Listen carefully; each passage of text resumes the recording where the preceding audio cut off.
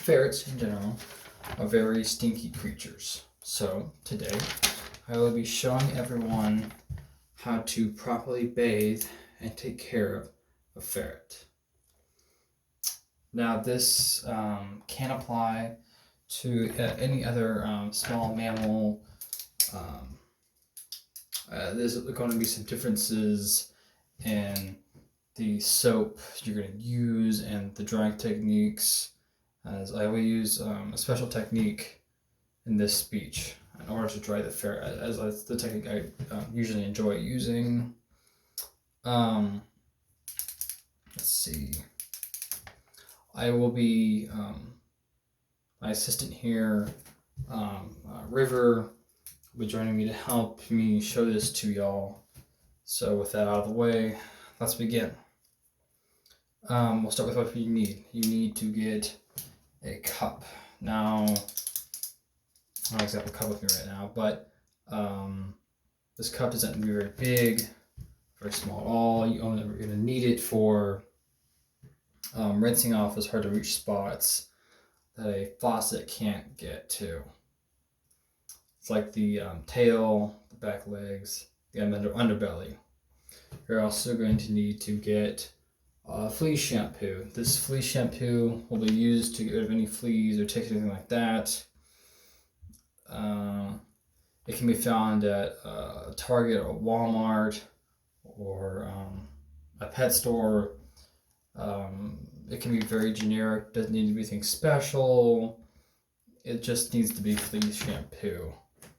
You're also going to need a towel. Preferably a dry towel. You don't want it too wet, or if you used it previously. Doesn't have to be very soft. It's just a general towel you can find lying around your house. You also might need baby soap. Ferrets have very sensitive skin, as do most mammals that are not humans. And so with baby soap, you're able to wash and take care of any of the dirtiness or stinkiness they have without having, if you don't have a big flea problem.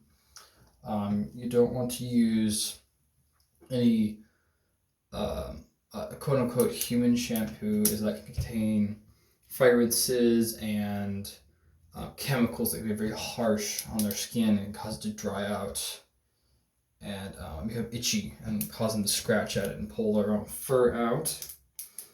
I will recommend beforehand, in case, for any animal, that you want to let them out and play for about 10 to 20 minutes. It allows them to burn off some of the energy they have, and therefore makes it easier when it comes time to give them the bath. Easier time giving them the bath because it'll be easier to handle and a bit more tired. When you draw the water, you want to use either a sink or bathtub. You're going to want about 2 to 3 inches of water, and nothing too high. They'll start swimming in the water, but at the same time, nothing too low that it really does anything. You also want the water to be about warm to the touch. You don't want it too hot that it burns them. Makes them want kind of bathtub, grab with your arm. But you also don't want it too cold that they'll start shivering and also want to climb out of the bathtub. So just be careful with what the water you use. Okay, after that, the first step, you have to get them wet. And now you're going to want to do this using a cup that I previously stated. You're going to want to get the bellies, the legs, the tails, the underside, the backside, try to get around the neck, but you're going to want to try to avoid the face and eyes, as they really don't like getting that on their face. Most animals don't in general. Now, after you got them wet, you want to take your flea shampoo, put it in your hand, and don't put too much in your hand, but just enough that you can rub it around and still have plenty left over. So next you want to rub it around, then take your ferret or animal and rub it around all over the legs, the bellies, their backsides, the necks, the tails, and try to get it everywhere, rub it to the skin.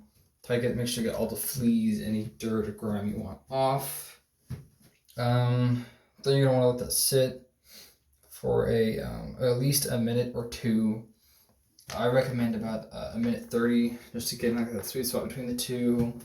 But if you're really in a hurry, just stick with one. But you're gonna want to let it sit for at least a bit. After you're done letting it sit, you're gonna want to take your cup again and getting some fresh water or using the water in the tub. It's kind of up to you. Whatever you think. It depends how dirty the water is. Pour it over them and try to rinse them off. Try to get any soap off their bodies, their bellies, their arms, their feet, the tail, the neck. Again, try to avoid getting anything the washed off soap in the eyes or on the face. They really don't like that.